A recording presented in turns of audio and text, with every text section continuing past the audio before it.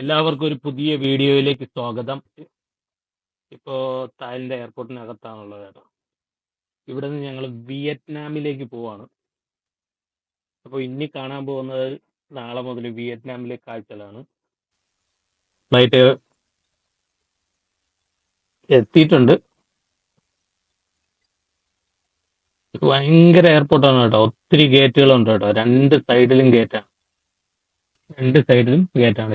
ഇതിങ്ങനെ ഇത് ഒരു എയർപോർട്ടിന്റെ ഒരു സൈഡാണ്. ഇനി ഇവിടെ നിന്ന് ഇത് അറൗണ്ട് 25 മിനിറ്റ്സ് നടന്നു പോകുമ്പോഴത്തേക്കും വേറെ ഗേറ്റുകളുണ്ട്. ഇതേ ടെർമിനലിൽ തന്നെ 25 മിനിറ്റ്സോളം നടന്നു പോകുമ്പോഴത്തേക്കും വേറെ ഗേറ്റുകളുണ്ട്. കാണുന്നില്ല, ആ കാണുന്നത് വരെ ഇങ്ങനെ ഗേറ്റുകൾ അങ്ങോട്ട് വളഞ്ഞു കിടക്കുകയാണ്. ആ ലെഫ്റ്റ് സൈഡിൽ കാണുന്നത് മൊത്തം ഈ ഒരൊറ്റ ടെർമിനലാണ്. കിടപ്പുണ്ടായിരുന്നു വണ്ടി. ഈ വണ്ടിയാണ്. അത് ഫോർഡായിരുന്നു. അടിപൊളി മിനി വാൻ. അതെ, ഞങ്ങളുടെ ഡ്രൈവറാണ് ഇദ്ദേഹത്തിന് ഒന്നും അറിയില്ല. ഗൂഗിൾ ട്രാൻസ്ലേഷൻ ഉള്ളത് കൊണ്ട് ഞങ്ങൾ രക്ഷപ്പെട്ടു. പുള്ളി എല്ലാം എഴുതി കാണിക്കാനും മാത്രമേ പറ്റുള്ളൂ. ഞങ്ങളത് ഡ്രൈവർ അവിടെ കിടപ്പുണ്ടായിരുന്നു. അതായത് ഇവിടെ ഞങ്ങൾ 5 ദിവസത്തോളം ഉണ്ട്. അതുകൊണ്ട് റൂം ബുക്ക് ചെയ്തപ്പോൾ കോംപ്ലിമെന്ററി ആയിട്ട് എയർപോർട്ട് പിക്കപ്പ് കിട്ടിയതാണ് കേട്ടോ. കാരണം അറൗണ്ട് ഇവിടെ നിന്ന് 45 മിനിറ്റ്സോളം ഉണ്ട് എയർപോർട്ട് ഹോട്ടലിലേക്ക്. ഇന്ന് ഞാനുള്ളത് വിയറ്റ്നാമിലെ ആദ്യത്തെ ദിവസമാണ്. ഞങ്ങളിവിടെ ഇന്നലെ രാത്രി എത്തി. രാത്രി റൂമിൽ താമസിച്ചു. റൂമിന്റെ ഹോട്ടലിന് മുന്നിലുള്ള സീനാണ് നിങ്ങൾ കണ്ടത് കേട്ടോ. ഇന്നിപ്പോ ഞങ്ങള് റൂമിൽ നിന്ന് വെളിയിൽ ഇങ്ങനെ ഇറങ്ങി. ഇന്ന് സൺഡേ ആണ്. മെയിൻ പ്രശ്നം സൺഡേയിൽ ഇവിടെയുള്ള ഒരു സ്ഥാപനങ്ങളും പ്രവർത്തിക്കില്ല കേട്ടോ. ഇവിടെ റോഡിൽ ആള് പോലും ഉണ്ടാവില്ല. എങ്ങോട്ട് പോകുമെന്നറിയില്ല ആൾക്കാരൊക്കെ. എന്തായാലും ഞങ്ങൾക്ക് ഇന്നലെ ഒരു ഭയങ്കര പറ്റിയെന്ന് പറയുന്നത്, ഇന്നലെ ഞങ്ങൾ രാത്രി ആയത് കാരണം പൈസ ചേഞ്ച് ചെയ്തില്ലായിരുന്നു, സിം കാർഡ് വാങ്ങിയില്ലായിരുന്നു. ആകെ പെട്ടു. സൂപ്പർ പെട്ടു. ഇവിടെ ഭാഗ്യത്തിന്റെ ഷർട്ട് ഹൈഹീൽ ചെരുപ്പിന്റെ പ്രശ്നം ഇതാണ്. അതിൽ ഇറങ്ങി ഞങ്ങൾ ഇങ്ങനെ ഒരു ഫ്രൂട്ട്സ് കടയുടെ അവിടെ എത്തി. അപ്പൊ എന്റെ മോളെ കണ്ടപ്പോ ആ സ്ത്രീക്ക് ഭയങ്കരമായിട്ട് ഇഷ്ടപ്പെട്ടു കേട്ടോ. മോളെ നിർത്തിയിട്ട് സെൽഫി ഒക്കെ എടുക്കാണ് അവര്. മോളെ തീർത്തിട്ട് എന്തായാലും സെൽഫി എടുക്കുക. ഭയങ്കര ഹാപ്പിയാണ്. ഇവിടെ ഫ്രൂട്ട്സ് വാങ്ങിക്കാന്ന് വിചാരിച്ച ഇവിടുന്ന് ഫ്രൂട്ട്സ് വാങ്ങിക്കാൻ ലോക്കൽ കടയില്ലേ, അത് കാരണം ഞങ്ങളുടെ അടുത്ത് പൈസ ഇല്ലാത്തതുകൊണ്ട് ഞങ്ങൾ ഫ്രൂട്ട് ഒന്നും വാങ്ങിയില്ല. എന്നോട് പടം വരച്ച് കാണിച്ചു, നീ ഇവിടെ കാണാനുള്ള സ്ഥലങ്ങൾ നീ ഞങ്ങളെ കാണിക്കും എന്ന് പറഞ്ഞ് അങ്ങനെ പുള്ളി ഞങ്ങളെ കൊണ്ടുപോകണം. എവിടേക്കാണെന്ന് ഞങ്ങൾക്ക് അറിഞ്ഞൂടാ. കൊണ്ടുപോയി അവിടെ എത്തുമ്പോൾ ഞങ്ങൾ എന്തായാലും ആ വീഡിയോ നിങ്ങളെയും കാണിച്ചു തരാം. ഇവിടെ ഒരു സ്ഥലത്ത് എത്തിയിട്ടുണ്ട്, നിർത്തി. ഇവിടെ എത്തിയത് സംഭവം ഇവിടുത്തെ ആദ്യത്തെ പ്രസിഡന്റിന്റെ താമസിച്ചിരുന്ന കോമ്പൗണ്ടാണ്. അതായത് അദ്ദേഹത്തിന്റെ വീട്, അയാളുടെ പഴയ ഓഫീസ്, ഇപ്പോഴത്തെ പാർലമെന്റ് ഹൗസ്, പിന്നെ നമ്മുടെ നാട്ടിലെ ഇന്ത്യ ഗേറ്റ് പോലെ ഒരു ഇത് ഇവിടെയും ഉണ്ടാക്കിയിട്ടുണ്ട് കേട്ടോ. ഇവിടുത്തെ ഇഷ്യൂ ചെയ്യുന്നുണ്ട്. കഴിഞ്ഞ വർഷം ഞാൻ ഈ വിയറ്റ്നാമിലേക്ക് വരാൻ വേണ്ടിയിട്ട് ശ്രമിച്ചപ്പോ ഇവിടെ നല്ല ഭടന്മാരുടെ റൂട്ട് മാർച്ച് നടക്കുന്നുണ്ട്. അടിപൊളിയല്ലേ? അതെന്തായാലും നമുക്കൊന്ന് ഒരു കാണാൻ തീരുന്നവരെ. അത് ഈ വിയറ്റ്നാം ലാംഗ്വേജ് ആണ് അവിടെ എഴുതി വെച്ചിരിക്കുന്നത്. പക്ഷെ ഇംഗ്ലീഷ് ലെറ്റേഴ്സ് ചേർത്തിട്ടാണ് അവരുടെ ലാംഗ്വേജ്. പക്ഷെ അത് നമുക്ക് മനസ്സിലാവില്ല. അവരുടെ മാർച്ച് കഴിഞ്ഞു കേട്ടോ. ഇതിപ്പം പഴയ പ്രസിഡന്റിന്റെ അന്നത്തെ ഓഫീസാണ് അത് കാണുന്നത്. അത് ഗോൾഡൻ കളറിലാണ്. അതിപ്പം അതിന്റെ അടുത്തേക്കാണ് ഞാൻ പോയിക്കൊണ്ടിരിക്കുന്നത്. കുറച്ച് അടുത്തേക്ക് പോയിട്ട് ഞാൻ കാണിക്കാം കേട്ടോ. ഇപ്പൊ ഈ പ്രസിഡന്റ് താമസിച്ചിരുന്ന കോമ്പൗണ്ടിനകത്താണ് ഞാനുള്ളത്. നല്ല അടിപൊളിയായിട്ട് സൂക്ഷിച്ചിട്ടുണ്ട് കേട്ടോ. സിറ്റി സെന്ററിലാണെങ്കിലും അതെല്ലാം ഗ്രീനറി ആയിട്ട് മരങ്ങളൊക്കെ വെച്ച് പിടിപ്പിച്ച്.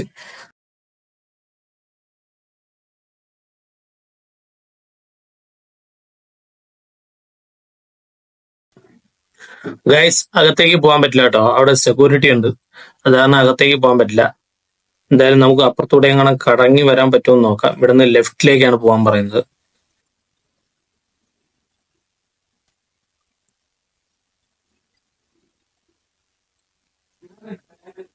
ആ, ഇവിടെ നിന്ന് ഇങ്ങോട്ട് പോയി കഴിഞ്ഞാൽ ആ ഗോൾഡൻ ഹൗസ് കാണാം കേട്ടോ. നടന്നു പോയി ഞാൻ കാണിക്കാം. ലെഫ്റ്റിലോട്ടും റൈറ്റിലോട്ടും ഒന്നും കയറാൻ പാടില്ല. എല്ലായിടത്തും ഇവർ കെട്ടിമറിച്ച് വെച്ചിരിക്കണം. എന്തിനാണ് ഇവരിങ്ങനെ ഇത് തുറന്നു കൊടുത്തിരിക്കുന്നത് എനിക്ക് പഴയ അറിയില്ല. നമ്മൾ നേരത്തെ കണ്ട ഈ കാണുന്നതാണ് പ്രസിഡന്റ് കേട്ടോ. അവിടെ അകത്തേക്ക് കയറാൻ പാടില്ല. ഇങ്ങോട്ട് ഇവിടെ നിന്നുകൊണ്ട് കാണിക്കാനേ പറ്റുള്ളൂ. അവിടെ സെക്യൂരിറ്റിക്കാരൻ നിൽപ്പുണ്ട്. ആ സെക്യൂരിറ്റിക്കാരൻ എടുത്ത് പറഞ്ഞ അകത്തേക്ക് കയറാൻ പാടില്ല എന്ന് പറഞ്ഞു. പക്ഷെ ഇങ്ങോട്ട് കയറി വന്നപ്പം എന്നെ വിളിച്ചു. അയാൾ വന്നു. ഈ ഇരിക്കുന്ന ബോർഡാണ് കേട്ടോ. എന്റെ അടുത്ത് പറഞ്ഞ് കയറി വന്ന വിദേശത്ത് വന്നതുകൊണ്ട് നിങ്ങൾക്ക് ഇവിടെ വന്ന് കണ്ടിട്ട് പോകാന്ന് പറഞ്ഞു. അങ്ങനെയാണ് ഞാൻ ഇവിടേക്ക് വന്നത്. കണ്ടില്ല, ഞാൻ നേരത്തെ കണ്ട ഗോൾഡൻ ഹൗസ് ആണ് ഇത്. ഇതാണ് പഴയ പാർലമെന്റ് മന്ദിരം. ഇപ്പൊ പുതിയതാണ് വേറെ അപ്പുറത്ത് കാണുന്നത്. ഇവിടെയൊന്നും വർക്കിംഗ് അല്ല. ഇതൊക്കെ ഇങ്ങനെ പുരാവസ്തുവായിട്ട് ഇങ്ങനെ സൂക്ഷിച്ചിരിക്കുന്നത്. ഇതാണ് പ്രസിഡന്റിന്റെ വീട് കേട്ടോ.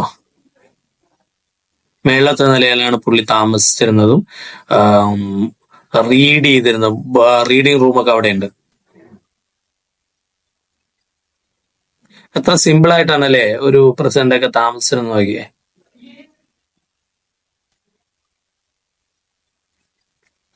സ്റ്റെപ്പ് കയറി മേളിലേക്ക് പോണം.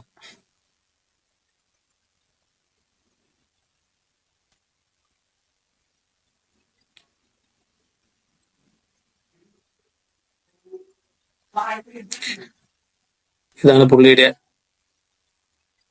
ഇവിടെ ബുക്സുകൾ എഴുതുകയും റീഡിംഗ് റൂമൊക്കെ ആയിരുന്നു കേട്ടോ.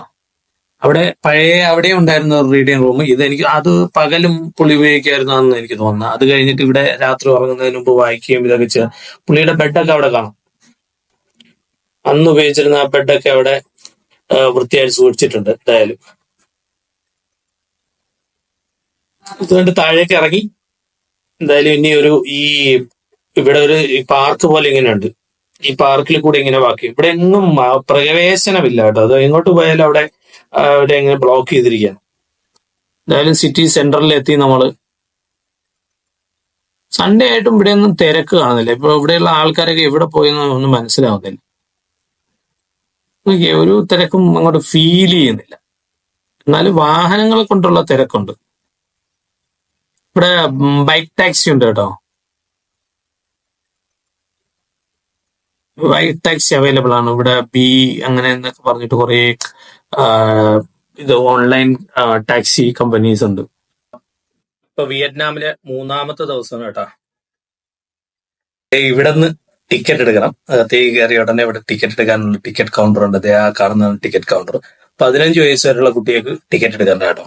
അതിന് മേളിലോട്ടുള്ളവർക്ക് മാത്രം ടിക്കറ്റ് എടുത്താൽ മതി. ഇവിടുത്തെ ടിക്കറ്റിന്റെ റേറ്റ് എന്ന് പറയുന്നത് 30,000 വിയറ്റ്നാം ഡോളറാണ് കേട്ടോ. VND 30,000 ആണ്. ആ ക്ഷേത്രത്തിന്റെ ഒരു പിക്ചറാണ് ഇവിടെ കൊടുത്തിട്ടുള്ളത്. അതിന്റെ അകത്ത് എന്തൊക്കെയുണ്ട് എന്നുള്ള ഒരു ഇതാണ് കാണിക്കുന്നത്.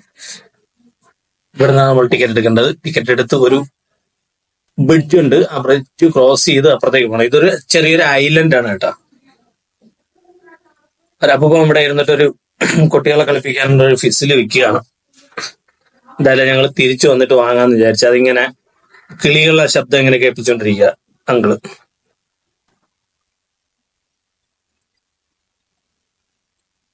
$15,000 BND എന്നാണ് പറയുന്നത്. ഇവിടെ 15,000 10,000 എന്നും പറയുന്ന ഒന്നുമല്ല. ഒരു ചായ കുടിക്കുന്നതിന് പോലും 10,000 കൊടുക്കണം.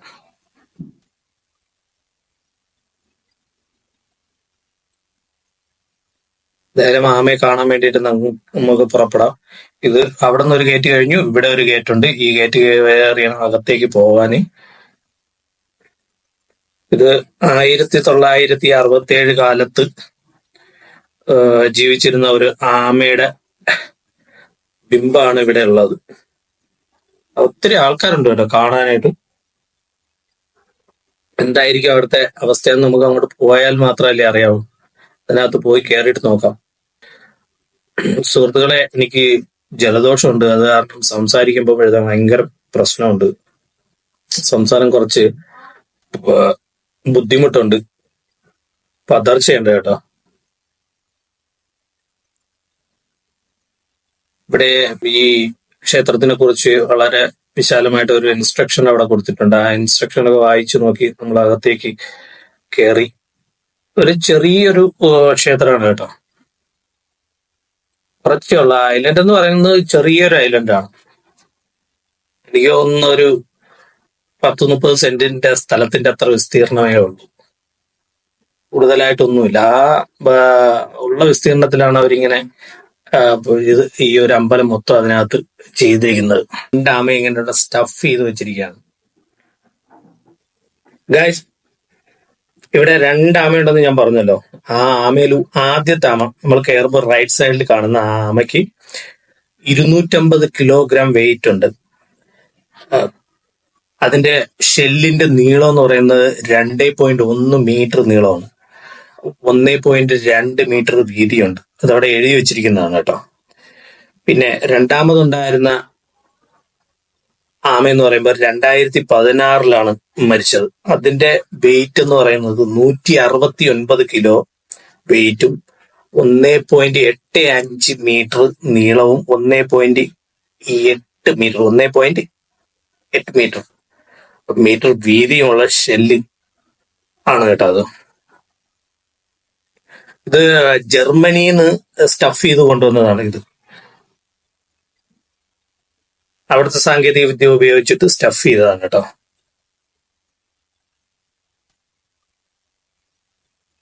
ഇത് 2016 മുതൽ 2018 വരെ, അതായത് 2 വർഷം എടുത്തു ഇതിനെ സ്റ്റഫ് ചെയ്ത് റെഡിയാക്കി കൊണ്ടുവരാൻ വേണ്ടിയിട്ട്. അതിന്റെ അസ്ഥികളും ഈ അസ്ഥികളെല്ലാം അതിനകത്ത് സൂക്ഷിക്കുന്നുണ്ട്. ഈ മാംസമൊക്കെ എടുത്ത് കളഞ്ഞിട്ട് ഇങ്ങനെ സ്റ്റഫ് ചെയ്ത് സൂക്ഷിക്കുകയാണ്.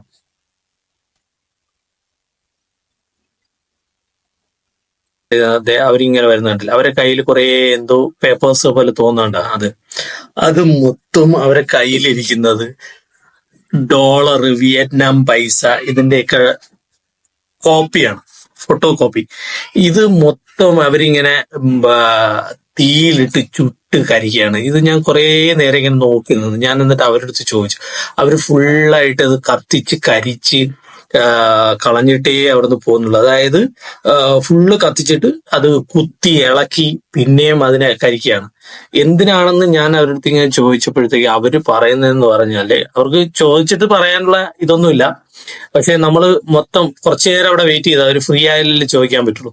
അപ്പം വെയിറ്റ് ചെയ്തിട്ട് ഇത് ഞാനിങ്ങനെ ഗൂഗിളിൽ ട്രാൻസ്ലേറ്റ് വഴി അവരുടെ അടുത്ത് ചോദിച്ചു, ഇത് എന്തിനാണ് വേണ്ടിയാണ് നിങ്ങളെ ചെയ്യുന്നതെന്ന് ചോദിച്ചപ്പോൾ അവർ പറഞ്ഞതെന്ന് പറഞ്ഞാൽ, ഇത് ഇങ്ങനെ കത്തിക്കുന്നത് നമ്മുടെ ഫാമിലിയുടെ എല്ലാ ദോഷങ്ങളും പോവാനും എന്റെയും ദോഷങ്ങൾ ഇല്ലാതാകാനും വേണ്ടിയിട്ടും പിന്നെ ഇതിന്റെ അഭിവൃദ്ധി, അതായത് പൈസ കൂടുതൽ ഉണ്ടാകാൻ വേണ്ടിയിട്ടും ഇതിനൊക്കെ വേണ്ടിയിട്ടാണ് നമ്മൾ പൈസ കത്തിച്ചത്. അവരിങ്ങനെ കൊണ്ടുവരുന്നത് കോടിക്കണക്കിന് രൂപ വിയറ്റ്നാം മണി. അതറിയാലോ, നിങ്ങൾ $100 മാറിക്കഴിഞ്ഞാൽ അവിടെ നിങ്ങൾക്ക് ഏതാണ്ട് 1 കോടിയോളം രൂപ കിട്ടും. ഒന്നൊന്നുമല്ല, അതിൽ കൂടുതൽ കോടിക്കണക്കിന് കിട്ടും. നിങ്ങൾ ഗൂഗിളിൽ സെർച്ച് ചെയ്താൽ അറിയാം. ഒരു ഡോളർ അഗെയിൻസ്റ്റ് വിയറ്റ്നാം ഡോളർ. അപ്പൊ നിങ്ങൾ മനസ്സിലാവും അത്രത്തോളം അവർ പൈസ ഇങ്ങനെ കോപ്പി ആയിട്ടുള്ളത്. അത് അവിടെ നിന്ന് ഇങ്ങനെ എടുക്കുകയാണ് കണ്ടോ. അവരിങ്ങനെ വെച്ചിട്ട് അത് മൊത്തം എടുത്ത് കത്തിച്ച് എന്തൊക്കെയാണ് പ്രാർത്ഥിക്കുന്നുണ്ട്. പ്രാർത്ഥിച്ചിട്ട് കത്തിച്ച് കളഞ്ഞിട്ടാണ് അവർ പോകുന്നത്. അതുവരേക്കും നമ്മളവിടെ വെയിറ്റ് ചെയ്തത് എന്താണെന്ന് മൊത്തം നല്ലതുപോലെ കാണാൻ വേണ്ടിയിട്ട്. ഇത് ഇവിടെ മാത്രമല്ല, നമ്മൾ ഏത് സ്ഥാപനങ്ങളിൽ പോയാലും അവരിങ്ങനെ ഒരു പാത്രം വെച്ചിട്ട് വെളിയിലിരുന്ന് ഇങ്ങനെ കത്തിക്കുകയാണ് കേട്ടാ. ഒരു അടുപ്പ് പോലെ എന്തെങ്കിലും ഉണ്ടാക്കി വെച്ചിട്ട് അതിനകത്ത് ഇങ്ങനെ ഇരുന്നിട്ട് ഈ പൈസ ഇങ്ങനെ കത്തിച്ച് കളിക്കും. അതെപ്പോഴും അവരുടെ ഒരു നിത്യ തൊഴിൽ പോലെയാണ് അത് നടത്തുന്നത്. ഇതാണ് ക്ഷേത്രത്തിന്റെ ബാക്കിയുള്ള ഭാഗം. നിങ്ങൾ കണ്ടില്ലേ, ഇത് കുറെ നിലകളുള്ള മാതിരിയാണ് കെട്ടിയിരിക്കുന്നത്. അതിനകത്തൊന്നുമില്ല, ഒരു ഗോപുരമാണ്, അത്ര മാത്രമേ ഉള്ളൂ കേട്ടോ.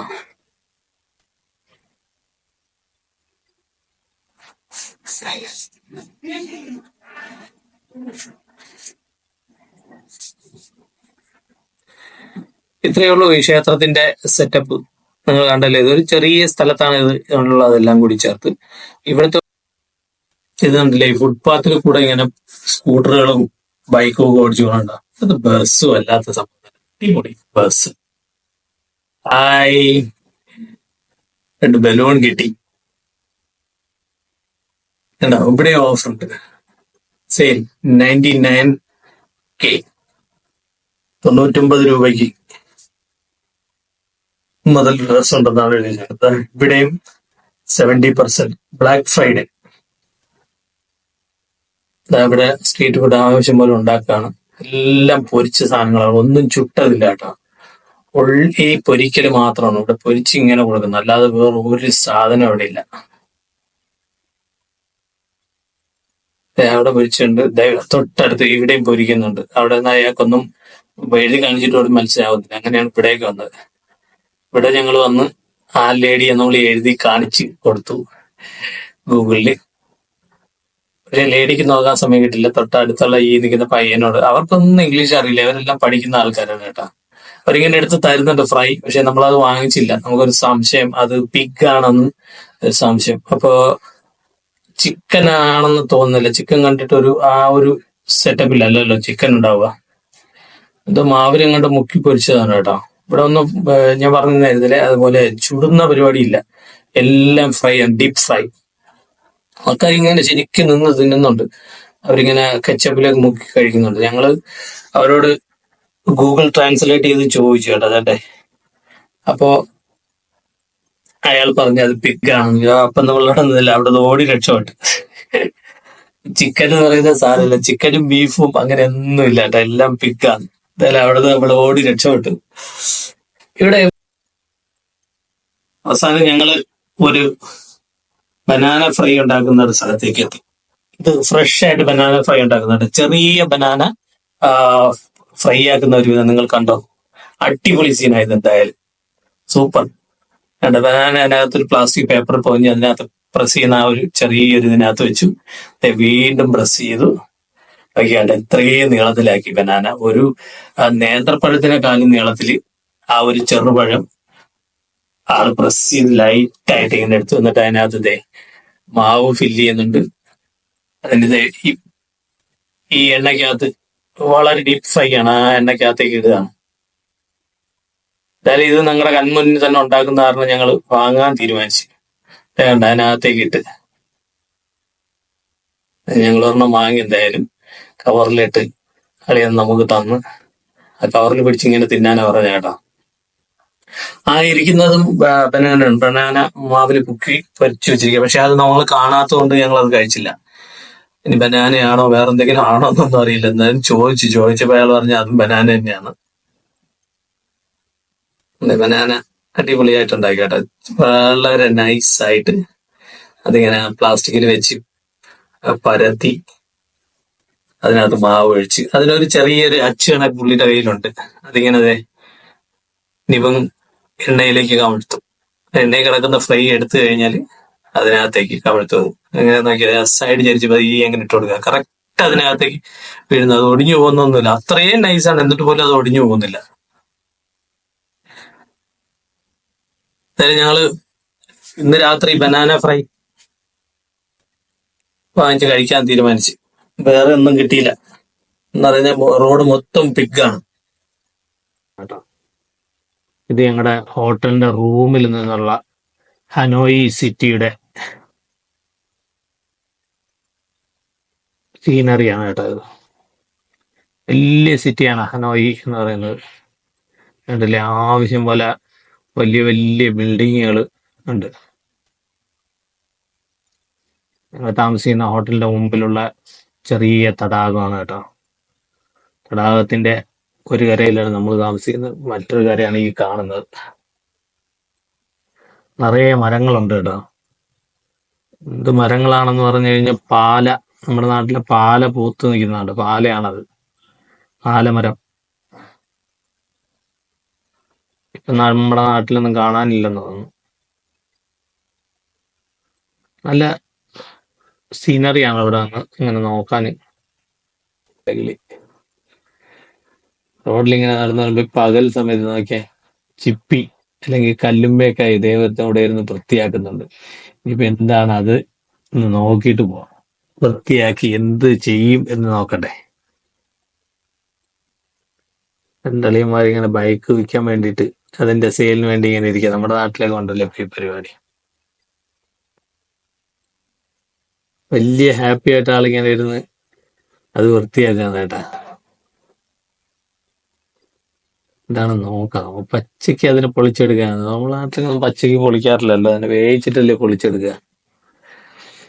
അതെ, പച്ചയ്ക്ക് പൊളിച്ചെടുത്ത് അതിനെ നോക്കാം. ഇനി എന്താണ് പരിപാടി എന്ന് കാണണ്ടേ. പൊളിച്ചു കഴിഞ്ഞു, കൈയൊക്കെ കഴുകി. ഇതാണ് അവരുടെ ഷോപ്പ് കേട്ടോ. ഒരാളവിടെ ഓർഡർ ചെയ്തിട്ട് ഇങ്ങനെ ഇരിക്കുന്നുണ്ട്. അയാൾക്ക് വേണ്ടിയിട്ടാണെന്ന് തോന്നുന്നു. സംഭവം ചുട്ടെടുക്കുകയാണ് കേട്ടാ. ഇത്രയും ദിവസത്തിൽ ആദ്യമായിട്ടാണ് കണ്ടത് ഭക്ഷണം ചുട്ടെടുക്കുന്നത്. പക്ഷെ ഇത് കരിയിലൊന്നും അല്ല ചുടുന്നത്, ഒരു ഗ്യാസിൽ തന്നെ ചുട്ടെടുക്കാണ് കേട്ടാ. ഞങ്ങൾ പോയോണ്ട് ലൈറ്റ് ഒക്കെ ഇട്ട് തന്നു. ആളുടെ മനസ്സിലായി ഞങ്ങൾ വീഡിയോ എടുക്കാന്ന്, അതുകൊണ്ട് ലൈറ്റ് ഒക്കെ ഇട്ടു. ഇവിടെ ബനാന ഫ്രൈ ഉണ്ട് കേട്ടോ. നമ്മൾ ഇന്നലെ കഴിച്ച അതേ ബനാന ഫ്രൈ ഇവിടെ ഉണ്ട്. പക്ഷെ ഇവിടെ വേറൊരു സ്റ്റൈലിലാണ് ബനാന ഫ്രൈ ചെയ്യുന്നത്. ഹസ്ബൻഡും വൈഫും ആണെന്ന് തോന്നുന്നു. ബനാന അതുപോലെ തന്നെ പ്രസ് ചെയ്തൊക്കെ എടുക്കുന്നത്, കറക്റ്റ് പ്രസ് ചെയ്തെടുക്കുന്നത്. പക്ഷെ ആ, അച്ച് വേറൊരു ടൈപ്പാണ്.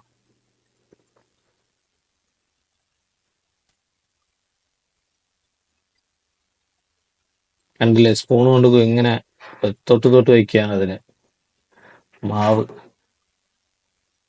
ഇവിടെ എന്തായാലും ആള് ഇതെല്ലാം പൊളിച്ച് എടുത്തതിനെ തീയിലേക്ക് വെച്ചു. ഒരു 4-5 പീസ് ഓൾറെഡി റെഡി ആയിട്ട് അവിടെ ഇരിപ്പുണ്ട്. അതിനെ വേവിച്ചെടുത്ത് റെഡിയാക്കി ചെറുതായിട്ട് വാട്ടിയെടുക്കുകയുള്ളൂ കേട്ടോ, വേറൊന്നും ഇല്ല പരിപാടി. തീയിലൊന്ന് ജസ്റ്റ് വാട്ടിയെടുത്തു.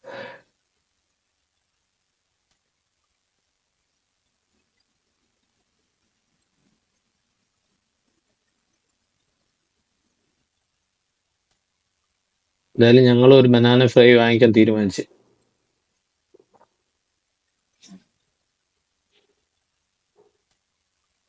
ഇനി അതിനകത്തേക്ക് എന്തോ ഇടുന്നുണ്ട് കേട്ടോ.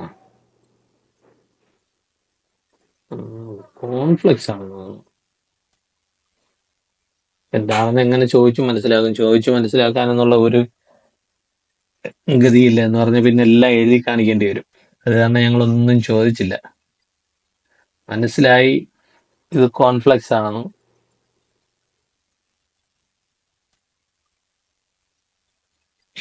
പിന്നെ ഒരെണ്ണം കൂടെ വെച്ചു, അതിനകത്തും കോൺഫ്ലെക്സ് ഇട്ടു. കുറച്ച് കോൺഫ്ലെക്സ് ഇട്ടും കുറച്ച് കോൺഫ്ലെക്സ് ഇടാതെയാണ് സെർവ് ചെയ്യുന്നത്.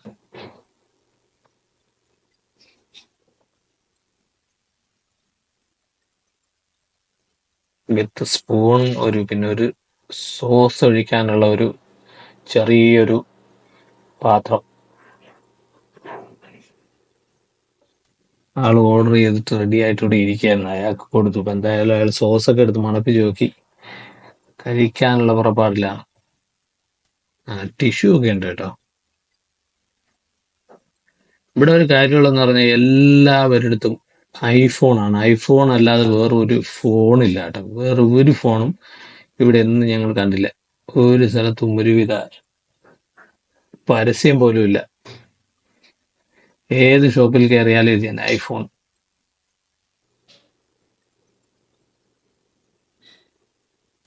കുഞ്ഞിന്റെ അടുത്തും വലുതിന്റെ അടുത്തും വയസ്സായവരുടെ അടുത്തും സകല ആൾക്കാരുടെ അടുത്തും ഐഫോൺ.